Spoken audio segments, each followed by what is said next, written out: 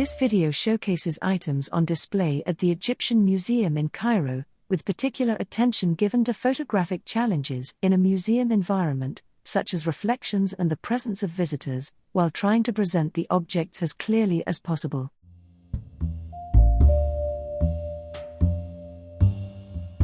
Tutankhamun, though a relatively minor pharaoh in Egyptian history who died young, is undoubtedly the most famous today.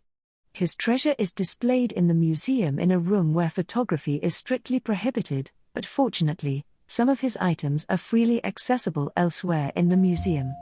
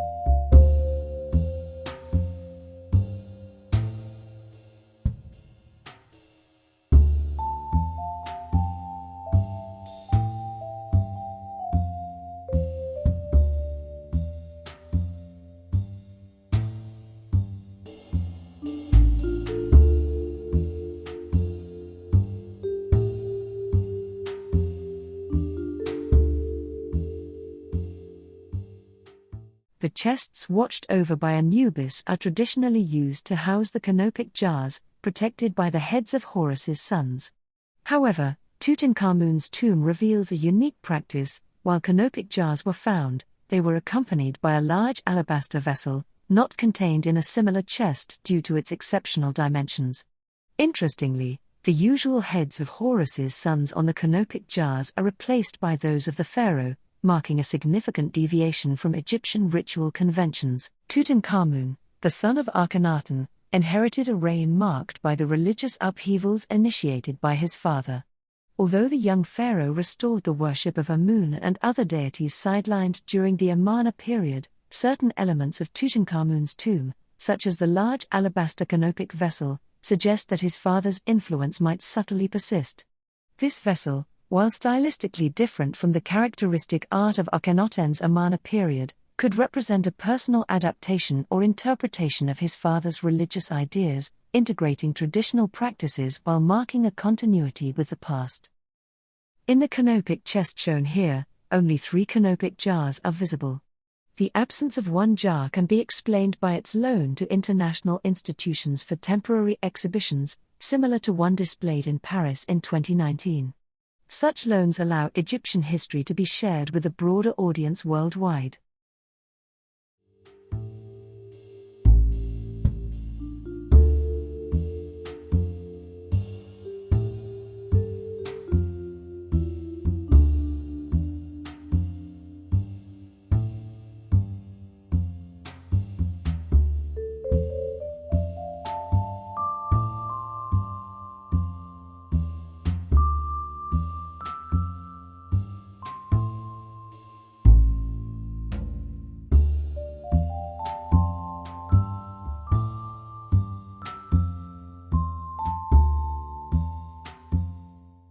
This statue represents Tutankhamun, the young pharaoh of ancient Egypt, holding the traditional symbols of power, the scepter and flail. Found in his tomb by Howard Carter in 1922, this work was not a unique example. Several similar statues, intended to protect the pharaoh in the afterlife and to symbolize his eternal authority, were discovered in the same tomb. Each presents stylistic or material variations, reflecting the artistic and cultural richness of the era.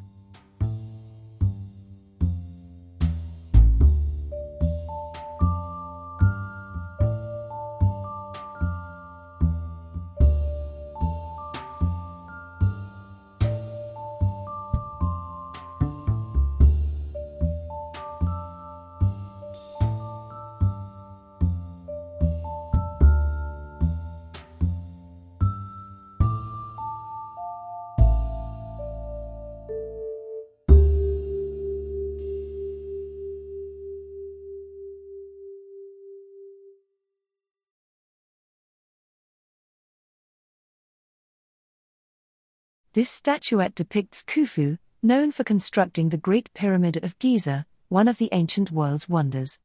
Remarkably, it is likely the only surviving representation of Khufu. Just a few centimeters tall, this piece, displayed at the Egyptian Museum in Cairo, starkly contrasts the grandeur of his architectural achievement with the scarcity of his image in ancient Egyptian artifacts.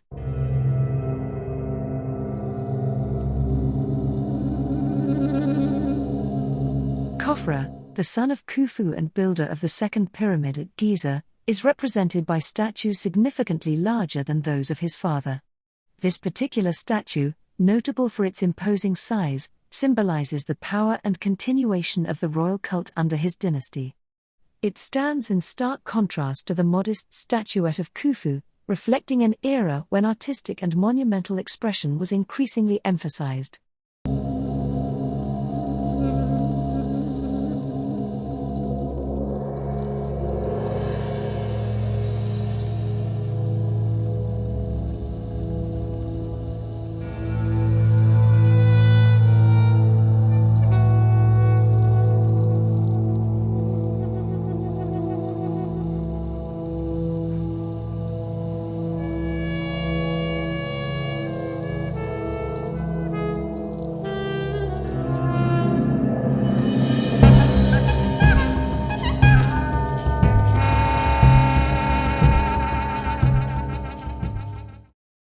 The triad statues of King Menkaure, discovered in his valley temple at Giza, illustrate the sacred union between the pharaoh and the protective deities of Egypt. Each statue depicts Menkaure flanked by the goddess Hathor, recognizable by her solar disk framed by two cow horns, and a god or goddess symbolizing a specific nome of Egypt. To the left of Menkaure, the figures vary, bearing the symbols of the Theban nome, the jackal nome, and the bat nome, thus highlighting the importance of the different provinces in supporting the reign and the afterlife of the king. These works, made of grauwacke, dating from the 4th dynasty around 2490 to 2472 BC, reflect the complexity of the religious beliefs and political system of ancient Egypt.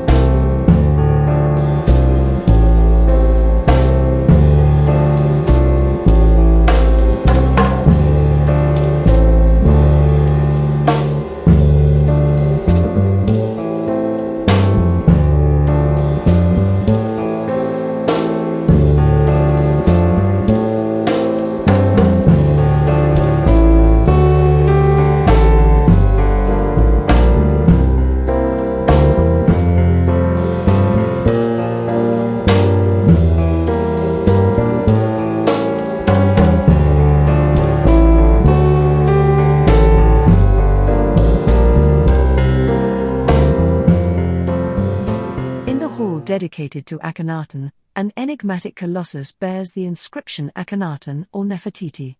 This statue, potentially depicting Nefertiti with pharaonic attributes, highlights her influential status and role in the religious and artistic reforms of the period.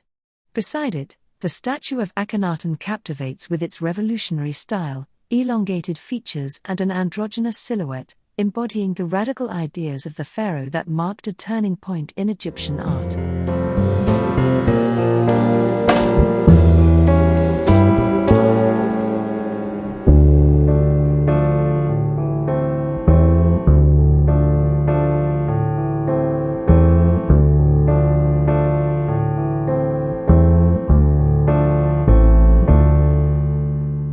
Amenhotep III, also known as Amenophis III, was a significant pharaoh of the 18th dynasty, during which Egypt reached a peak of prosperity and artistic power.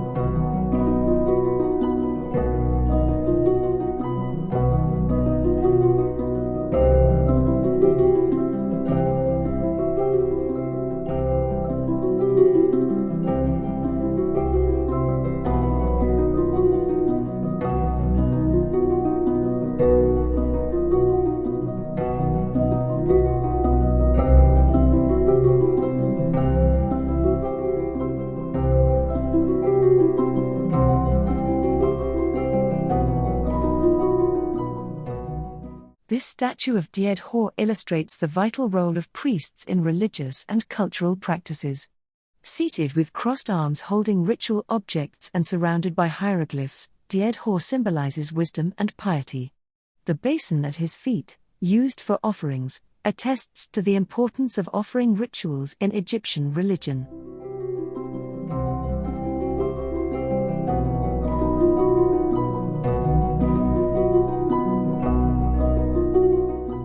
Scribes were crucial in ancient Egypt, responsible for writing texts and official documents, with their mastery of hieroglyphic and hieratic scripts. They played a key role in administration, education, and cultural preservation, maintaining state and temple records. Their advanced education and high social status distinguished them as an intellectual elite.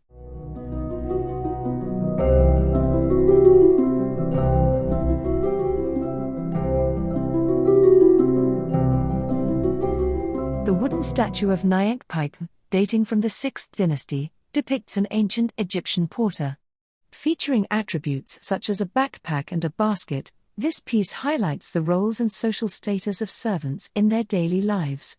Preserved at the Egyptian Museum in Cairo, it provides valuable insight into the labor practices and social structure of the time.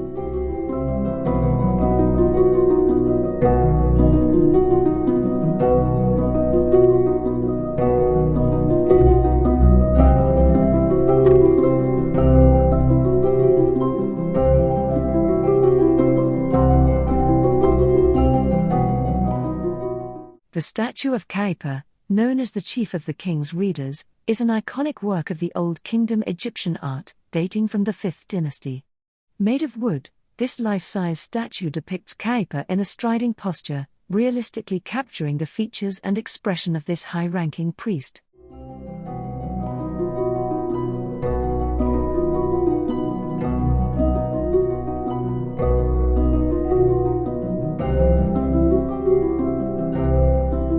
Dwarfs were highly valued in ancient Egypt for their unique roles in religion and the royal court, often enjoying elevated social status. An illustrative example is Seneb, a dwarf who held prestigious positions including that of Director of Royal Fabrics. His statue in the museum, depicting him with his family, attests to his respected integration into Egyptian society and acknowledgement of his significant contributions, despite physical challenges.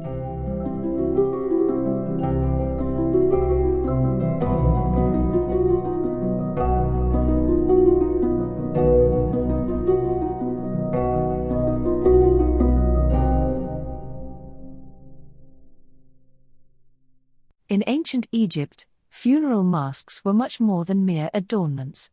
Serving as a bridge between the world of the living and the dead, these masks were designed to secure the protection and regeneration of the deceased's soul. Carefully carved and often gilded, they aimed to immortalize the features of the deceased while invoking the presence of a deity to guide and protect the soul in the hereafter.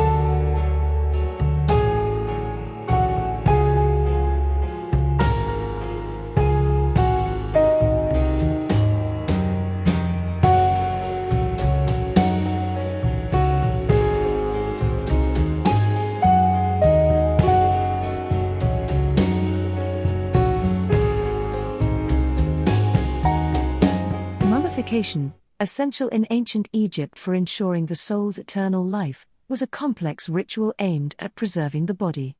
Uya and his wife Thuya, prominent figures of the 18th dynasty under the reign of Amenhotep III, exemplify this practice.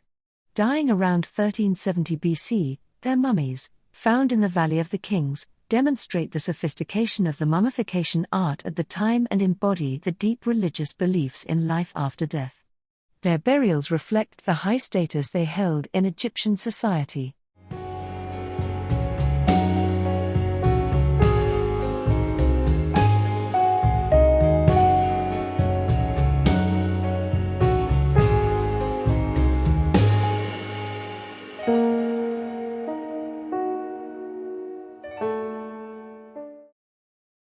The mummies from the Greek Ptolemaic dynasty, often found in poorer condition than those from earlier periods, suggest an evolution in mummification practices. This period may reflect less rigor in preservation methods or variations in rituals and materials used, reflecting cultural and economic changes within Hellenistic Egypt.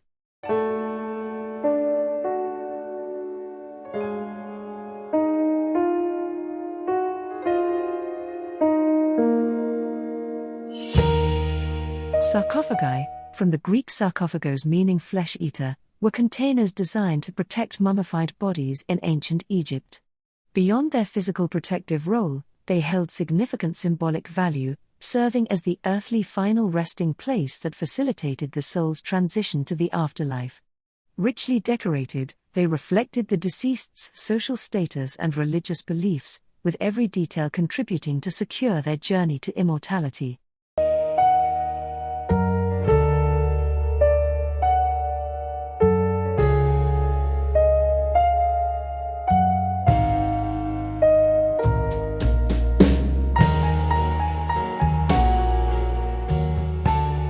The museum's papyrus collection showcases ancient Egyptian literature, providing a valuable glimpse into the daily, religious, and administrative aspects of life in ancient Egypt.